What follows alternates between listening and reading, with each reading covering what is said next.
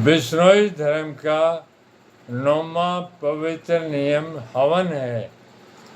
सभी के हित के लिए सचेत होकर तथा प्रेम से हवन करो, उसका फल मुक्ति पद की प्राप्ति का होगा। केवल हवन करना ही पर्याप्त नहीं, हवन करने के साथ हित चित प्रीत की भावना भी जुड़ी हुई होनी चाहिए। ऐसी पवित्र भावना द्वारा किया हुआ कर्म सभी भी बंधन में डालने वाला नहीं होता। यज्ञ के अवसर पर हम दत्तादिक की आहुति अग्नि देवता को समर्पित करते हैं। वह आहुति स्वा का उच्चारण करके दी हुई देवता ग्रहण करके तृप्त होते हैं तथा विष्णु परमात्मा तक ये आहुति पहुँचती है तो संपूर्ण विश्व ही तृप्त हो जाता है। उस आहुति के बदले में हम देवताओं से कुछ भी नहीं चाहते तो भी देवताओं की प्रसन्नता का अर्थ है कि वे कुछ न कुछ अवश्य ही देते हैं। यदि ये देवता सूर्य चंद्र वायु जल आकाश पृथ्वी आदि प्रसन्न हो जाते हैं तो यहाँ मृत्यु लोक के सभी प्राणी दैविक भौतिक तापों से छुटकारा पा जाते हैं। देवता हमें दिन रात अजरस प्रवाह से देते ही रहते हैं। हम उनके लिए क्या दे सकते हैं?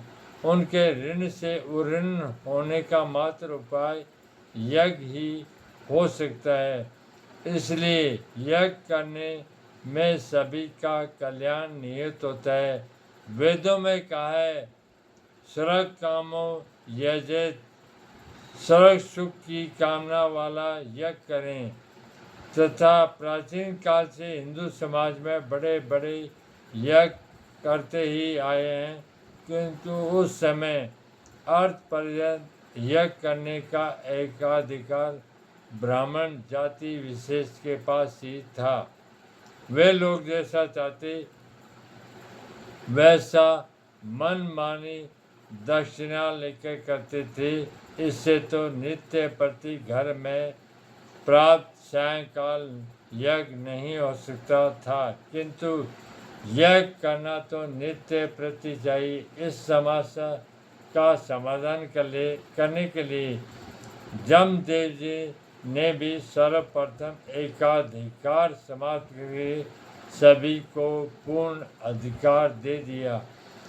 वह चाहे किसी भी जाति या पुरुष हो या स्त्री हो अथवा बच्चा ही क्यों न हो, यह कार्य तो करना ही चाहिए।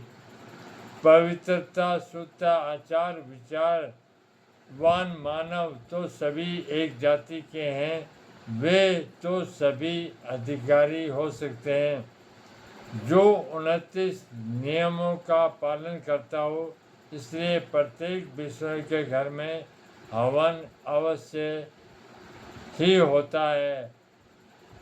उसके घर में जो भी समझदार सदस्य उपस्थित रहेगा वह प्रेम भाव से यज्ञ अवश्य करता है। 29 नियमों में एक नियम पालन करने योग्य मुक्ति युक्ति दिलाने वाला है। पानी बाणी इतनी दूध जल लीजे छान,